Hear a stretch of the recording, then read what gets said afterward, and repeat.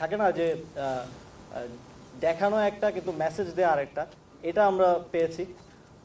আশা করি 840ও 420-র মতোই সবার মধ্যে সাড়া জাগাবে এবং আমাদের আগামীর যেই সাংস্কৃতিক লড়াই, সার্বজনীন যে লড়াই, সেই লড়াইতে ফারুকী ভাই আরও অবদান রাখবে। পার করলাম সেই মাঠের লড়াইটা সাময়িক সময়ের, কিন্তু যেটা দীর্ঘ সময়ের লড়াই, যেটা সার্বজনীন লড়াই, সেটা হচ্ছে সাংস্কৃতিক লড়াই।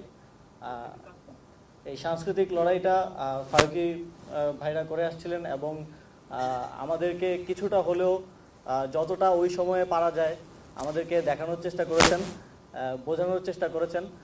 আমরা তো 420 দেখেছি।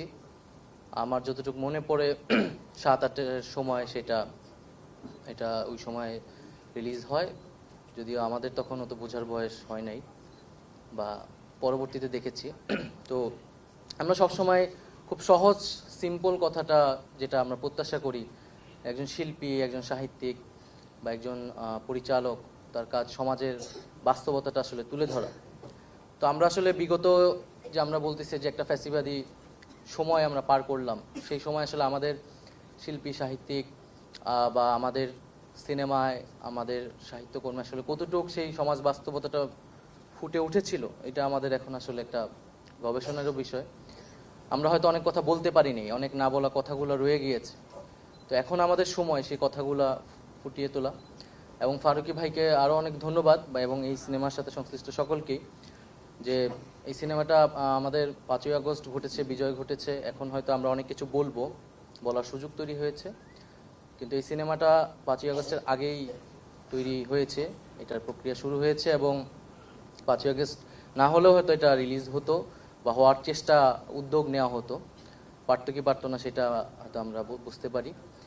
তো সেই জায়গা থেকে আমরা বলবো যে হচ্ছে আমরা একটা ফ্যাসিজম আমরা বলি, এবং ফ্যাসিজম কেবল রাষ্ট্রের বিষয় না আসলে, এবং আমরা শুধুমাত্র স্বৈর শাসকের পতন ঘটিয়েছি এরকম না।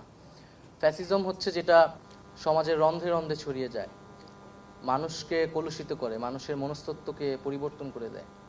ফলে আমরা হয়তো রাজনৈতিক একটা লড়াই মধ্য দিয়ে আমরা এসেছি, সেই লড়াইটা এখনও চলমান, কিন্তু আমরা যদি নতুন সমাজ এবং নতুন মানুষ তৈরি করতে চাই, তাহলে আসলে সেই মানুষের মনস্তত্ত্বটা পরিবর্তন প্রয়োজন, এবং সেটার জন্য সবচেয়ে গুরুত্বপূর্ণ যে দুইটি সেক্টর, সেটা হচ্ছে শিক্ষা এবং সংস্কৃতি।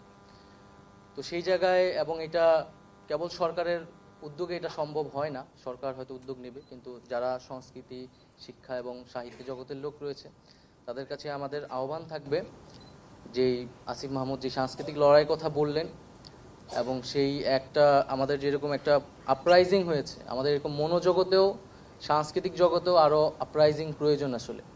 বাংলাদেশকে নতুন করে ভাবনা এবং নতুন মানুষের মানসিক গঠনটা তৈরি করা, কারণ আমরা একটা ট্রমার মধ্য দিয়ে কিন্তু এখনও আছে পুরা আমাদের দেশ। আমরা এখনও আসলে সেই ভয়াল দিনগুলো ভুলতে পারি না। তো সেই জায়গা থেকে এই ধরনের সাংস্কৃতিক কার্যক্রম আরও বেশি হোক। আরেকটি বিষয় তার পাশাপাশি যে আমাদের দেশীয় শিল্প, আমাদের হচ্ছে সিনেমা বিকশিত হবে, এটাই আমাদের প্রত্যাশা। এটাই আমরা মনে করি যে এই ধরনের কাজগুলো অনুপ্রেরণা তৈরি করবে। তো সেই জায়গা থেকে এই 840 সেটার প্রতি আমাদের অভিনন্দন এবং শুভকামনা রইল, এবং সংশ্লিষ্ট সকলের সাথেই, এবং এটার আমরা সাফল্য কামনা করি, এবং সামনের দিকে আমরা এই ধরনের কাজ